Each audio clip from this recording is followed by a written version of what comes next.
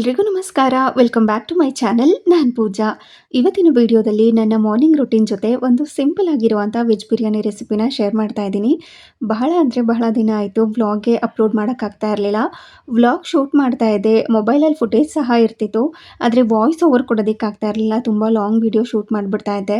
Voice over ಕೊಡೋದಕ್ಕೆ ಸ್ವಲ್ಪ ಕಷ್ಟ ಆಗ್ತಾಯಿತ್ತು. ಸ್ವಲ್ಪ ಜಾಸ್ತಿನೇ ಡಿಸ್ಟರ್ಬೆನ್ಸ್ ಇದೆ ನಮ್ಮ ಮನೆಯಲ್ಲಿ ಈ ನಡುವೆ. ಬರೀ ಮ್ಯೂಸಿಕ್ ಹಾಕಿದ್ರೂ ಕೂಡ ನಿಮ್ಗೆ ಇಷ್ಟ ಆಗೋದಿಲ್ಲ, ವಾಯ್ಸ್ ಓವರ್ ಕೊಡಬೇಕಾಗತ್ತೆ. ಅದಕ್ಕೋಸ್ಕರ ಇವತ್ತೊಂದು ಸಿಂಪಲ್ ಆಗಿರುವಂಥ ವ್ಲಾಗ್ನ ಶೂಟ್ ಮಾಡಿದ್ದೆ, ಅದಕ್ಕೆ ವಾಯ್ಸ್ ಓವರ್ ಕೊಡ್ತಾ ಇದ್ದೀನಿ. ನಾರ್ಮಲ್ ರೂಟೀನ್ ಥರನೇ ಬೆಳಿಗ್ಗೆ ಬೇಗ ಎದ್ದು ರಂಗೋಲಿ ಹಾಕಿ ಪೂಜೆ ಎಲ್ಲ ಮುಗಿಸ್ಕೊಂಡು ಬ್ರೇಕ್ಫಾಸ್ಟ್ ಪ್ರಿಪೇರ್ ಮಾಡೋದು. ತುಂಬ ದಿನ ಆಯಿತು ರಂಗೋಲಿ ಡಿಸೈನ್ಸ್ನೇ ಶೇರ್ ಮಾಡ್ತಾ ಇರಲಿಲ್ಲ. ಇವತ್ತೊಂದು ರೆಗ್ಯುಲರ್ ಆಗಿ ಹಾಕುವಂಥ ರಂಗೋಲಿ ಡಿಸೈನ್ನ ಶೇರ್ ಮಾಡ್ತಾ ಇದ್ದೀನಿ.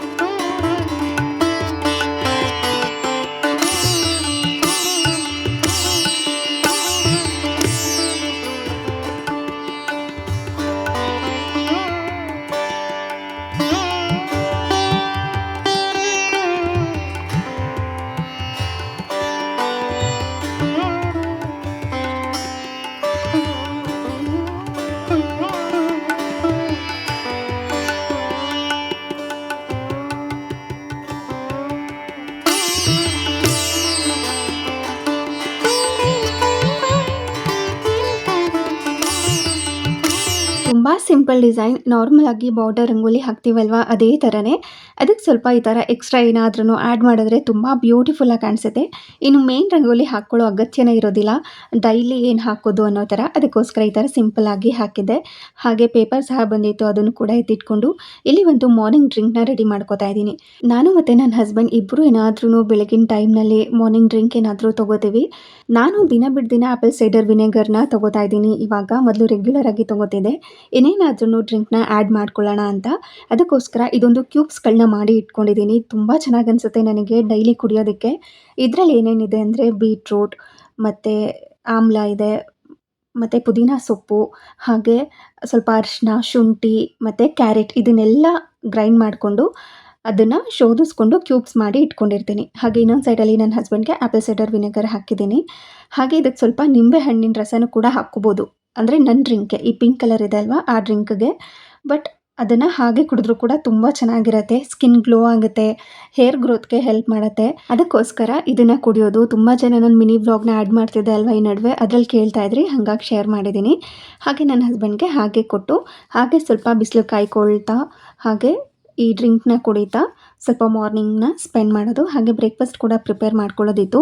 ಅದಕ್ಕೆ ಇವತ್ತು ಸಿಂಪಲ್ಲಾಗಿಯೇ ಬಿರಿಯಾನಿ ಮಾಡ್ತಾ ಇದ್ದೀನಿ. ನನಗೆ ತುಂಬ ಇಷ್ಟ ಆಗುತ್ತೆ ವೆಜ್ ಬಿರಿಯಾನಿ ತಿನ್ನೋದಕ್ಕೆ, ನಮ್ಮ ಮನೆಯಲ್ಲೂ ಕೂಡ ತುಂಬ ಇಷ್ಟ ಆಗುತ್ತೆ.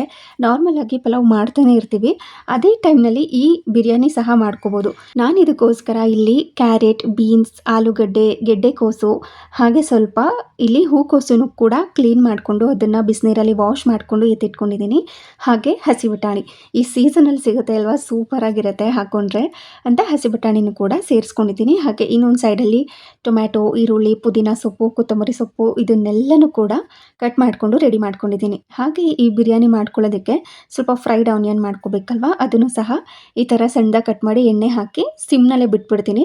ನಾನು ಇದನ್ನೆಲ್ಲ ಮ್ಯಾರಿನೇಟ್ ಮಾಡ್ಕೊಳ್ಳೋ ಅಷ್ಟರಲ್ಲಿ ಸಣ್ಣ ಊರಿನಲ್ಲಿ ಅದು ಸಹ ಬೆಂದಿರುತ್ತೆ ಅಂತ, ಅಂದರೆ ಸ್ವಲ್ಪ ಕ್ರಿಸ್ಪಿಯಾಗೆಲ್ಲ ಆಗಿರುತ್ತೆ. ಹಾಗೆ ಇವಾಗ ಮ್ಯಾರಿನೇಟ್ ಮಾಡ್ಕೊಳ್ಳೋದಕ್ಕೆ ನಾನು ಏನೇನು ಸೆಲೆಕ್ಟ್ ಮಾಡ್ಕೊಂಡಿದ್ದೆ, ಕಟ್ ಮಾಡಿ ಇಟ್ಕೊಂಡಿದ್ದೆ, ಅದೆಲ್ಲ ತರಕಾರಿನೂ ಕೂಡ ಸೇರಿಸಿ ಅದಕ್ಕೆ ತಣ್ಣಗಿರುವಂಥ ಮೊಸರನ್ನ ಹಾಕ್ಕೊಂಡಿದ್ದೀನಿ. ನಿಮಗೆ ಟೈಮ್ ಇಲ್ಲ ಮ್ಯಾರಿನೇಟ್ ಮಾಡ್ಕೊಳ್ಳೋದಕ್ಕೆ ಅಂತ ಅಂದಾಗ ಈ ಥರ ಹಾಕ್ಕೋಬೋದು. ತಣ್ಣಗಿರುವಂಥ ಮೊಸರನ್ನ ಹಾಕ್ಕೊಂಡ್ರೆ ಬೇಗ ಮ್ಯಾರಿನೇಟ್ ಆಗುತ್ತೆ. ಹಾಗೆ ಅದಕ್ಕೆ ಸ್ವಲ್ಪ ಅರಿಶಿನ ಪುಡಿ, ಅಚ್ಕಾರದ ಪುಡಿ, ಧನಿಯಾ ಪುಡಿ, ಗರಂ ಮಸಾಲ, ಜೀರಿಗೆ ಪುಡಿ, ಹಾಗೆ ಸ್ವಲ್ಪ ಬಿರಿಯಾನಿ ಮಸಾಲಾನ ಹಾಕಿ, ಅದಾದಮೇಲೆ ಅದಕ್ಕೆ ರುಚಿಗೆ ತಕ್ಕಷ್ಟು ಉಪ್ಪು, ಫ್ರೈ ಮಾಡಿ ಇಟ್ಕೊಂಡಿರುವಂಥ ಆನಿಯನ್ಸ್ ಆಗಿರ್ಬೋದು, ಹಾಗೆ ಪುದೀನ ಸೊಪ್ಪು, ಕೊತ್ತಂಬರಿ ಸೊಪ್ಪು, ಇದನ್ನೆಲ್ಲ ಹಾಕ್ಕೊಳ್ಳೋದು. ಬೇಕು ಅಂದರೆ ನಿಂಬೆಹಣ್ಣಿನ ರಸನೂ ಕೂಡ ಸೇರಿಸ್ಕೊಂಡು ಚೆನ್ನಾಗಿ ಇದನ್ನು ಮಿಕ್ಸ್ ಮಾಡ್ಕೋಬೇಕು. ಮಿಕ್ಸ್ ಮಾಡಿ ರೆಸ್ಟ್ ಮಾಡಲಿಕ್ಕೆ ಬಿಡಬೇಕು. ಹಾಗೆ ಇನ್ನೊಂದು ಸೈಡಲ್ಲಿ ಅಕ್ಕಿನೂ ಕೂಡ ನೆನೆ ಹಾಕ್ಕೊಂಡಿದ್ದೆ. ಇಲ್ಲಿ ಸಪ್ರೇಟಾಗಿ ಬಿರಿಯಾನಿ ಥರ ಮಾಡ್ಕೊಳ್ಳೋದ್ರಿಂದ ಮೇಲ್ಗಡೆ ಸ್ವಲ್ಪ 90% ಬೆಂದಿರುವಂಥ ರೈಸ್ನ ಹಾಕ್ತೀವಲ್ವ ಅದನ್ನು ರೆಡಿ ಮಾಡ್ಕೊಳ್ತಾ ಇದ್ದೀನಿ. ನೀರನ್ನು ಕಾಯಲಿಕ್ಕೆ ಇಟ್ಕೊಂಡು ಅದಕ್ಕೆ ಹೋಲ್ ಸ್ಪೈಸಸ್ನೆಲ್ಲ ಹಾಕ್ಕೋಬೇಕು. ಅಂದರೆ ಚಕ್ಕೆ, ಲವಂಗ, ಏಲಕ್ಕಿ, ಕಲ್ಲು ಹೂವು ಮತ್ತು ಸ್ಟಾರ್ ಫ್ಲವರ್ ಆಗಿರ್ಬೋದು, ಜಾಪತ್ರಿ, ಸ್ವಲ್ಪ ಕಸೂರಿ ಮೇಥಿ, ನಿಂಬೆಹಣ್ಣಿನ ರಸ, ಉಪ್ಪು. ಬೇಕು ಅಂದರೆ ಇದಕ್ಕೆ ನೀವು ಪುದೀನ ಸೊಪ್ಪು, ಕೊತ್ತಂಬರಿ ಸೊಪ್ಪನ್ನು ಕೂಡ ಹಾಕ್ಕೋಬೋದು. ಇಲ್ಲಾಂದರೆ ನಿಂಬೆಹಣ್ಣನ್ನು ಸ್ಲೈಸಸ್ ಮಾಡಿ ಸಹ ಸೇರಿಸ್ಕೋಬೋದು. ಅದು ಕುದಿಯೋ ಹಂತದಲ್ಲಿ ನೆನೆಸಿಟ್ಕೊಂಡಿರುವಂಥ ಅಕ್ಕಿನ ಹಾಕಿ 90% ಮಾತ್ರ ಇದು ಬೆಂದಿರಬೇಕು. ನಾನು ಬಾಸ್ಮತಿ ರೈಸ್ ಏನು ತೊಗೊಂಡಿಲ್ಲ, ನಾರ್ಮಲ್ ಆಗಿ ರೈಸ್ ಮಾಡ್ಕೋತೀವಲ್ವ, ಸೋನಾ ಮಸೂರಿ ಆಗಿರ್ಬೋದು, ಬುಲೆಟ್ ರೈಸ್ ಆಗಿರ್ಬೋದು, ಯಾವುದಾದ್ರೂ ತೊಗೊಂಡು ಮಾಡ್ಕೋಬೋದು. ಇವಾಗ ಅದನ್ನು ಕೂಡ ಶೋಧಿಸ್ಕೊಂಡು ಎತ್ತಿಟ್ಕೋಬೇಕು. ಅದಾದ ನಂತರ ಇಲ್ಲಿ ಬಿರಿಯಾನಿ ಪಾಟ್ಗೆ ಸ್ವಲ್ಪ ಎಣ್ಣೆನ ಹಾಕಿ ಅದು ಕಾದಾದ ನಂತರ ಈರುಳ್ಳಿ, ಹಸಿಮೆಣಸಿನ್ಕಾಯಿ, ಟೊಮ್ಯಾಟೊನೆಲ್ಲ ಹಾಕಿ ಸ್ವಲ್ಪ ಹೊತ್ತು ಚೆನ್ನಾಗಿ ಮಿಕ್ಸ್ ಮಾಡಿಕೊಂಡು ಫ್ರೈ ಮಾಡ್ಕೋಬೇಕು. ಇದನ್ನೆಲ್ಲ ಮಾಡ್ಕೊಳ್ಳೋ ಅಷ್ಟರಲ್ಲಿ ಒಂದು 20 to 30 ಮಿನಿಟ್ಸ್ ಆದರೂ ಆಗಿರುತ್ತೆ. ಆ ಟೈಮ್ನಲ್ಲಿ ಇದು ಮ್ಯಾರಿನೇಟ್ ಕೂಡ ಆಗಿರುತ್ತೆ. ಅದೆಲ್ಲ ಬೆಂದ ಮೇಲೆ ಈ ಮ್ಯಾರಿನೇಟ್ ಮಾಡಿ ಇಟ್ಕೊಂಡಿರುವಂಥ ತರಕಾರಿನೆಲ್ಲ ಸೇರಿಸ್ಕೊಂಡು ಚೆನ್ನಾಗಿ ಮಿಕ್ಸ್ ಮಾಡಿಕೊಂಡು ಒಂದು ಲಿಡ್ಡನ್ನು ಕ್ಲೋಸ್ ಮಾಡಿ ಚೆನ್ನಾಗಿ ಇದನ್ನು ಬೇಯಿಸ್ಕೋಬೇಕು. ಇವಾಗಲೇ ತರಕಾರಿ ತುಂಬ ಚೆನ್ನಾಗಿ ಬೆಂದ್ಬಿಟ್ಟಿತ್ತು ಅಂತಂದರೆ ನಾವು ದಮ್ ಕಟ್ಕೊಂಡಾಗ ತುಂಬ ಚೆನ್ನಾಗಿರುತ್ತೆ, ಜ್ಯೂಸಿಯಾಗಿ ಸಕ್ಕತ್ತಾಗಿರುತ್ತೆ. ಅರ್ಧಂಬರ್ಧ ಬೆಂದಿತ್ತು ಅಂದರೆ ಬೆಂದಾದ್ಮೇಲೆ ನಾರ್ಮಲಾಗಿ ಬೆಂದಿರುತ್ತಲ್ವ ಆ ಥರ ಇರುತ್ತೆ.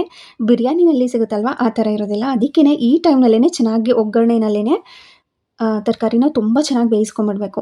ಅದಾದಮೇಲೆ ನಾವು ರೈಸ್ ಮಾಡಿ ಇಟ್ಕೊಂಡಿರುವಂಥದ್ದನ್ನು ಈ ಥರ ಏನು ಗೊಜ್ಜು ಥರ ರೆಡಿಯಾಗಿತ್ತು ಅದ್ರ ಮೇಲೆ ಹಾಕಿ, ಅದ್ರ ಮೇಲೆ ಸ್ವಲ್ಪ ತುಪ್ಪನ ಹಾಕಿ, ಹಾಗೆ ಸ್ವಲ್ಪ ಬಿರಿಯಾನಿ ಮಸಾಲ, ಪುದೀನ ಸೊಪ್ಪು, ಕೊತ್ತಂಬರಿ ಸೊಪ್ಪು, ಹಾಗೆ ಸ್ವಲ್ಪ ಫ್ರೈಡ್ ಆನಿಯನ್ನ ಹಾಕಿ ಇವಾಗ ದಮ್ ಕಟ್ಕೊಳ್ಳೋದು. ನಾನು ಕೆಲವೊಂದು ಸಾರಿ ಹಾಗೆ ಒಲೆ ಮೇಲೆ ಸಿಮ್ನಲ್ಲಿ ಇಟ್ಕೊಂಡು ದಮ್ ಕಟ್ಕೋತೀನಿ.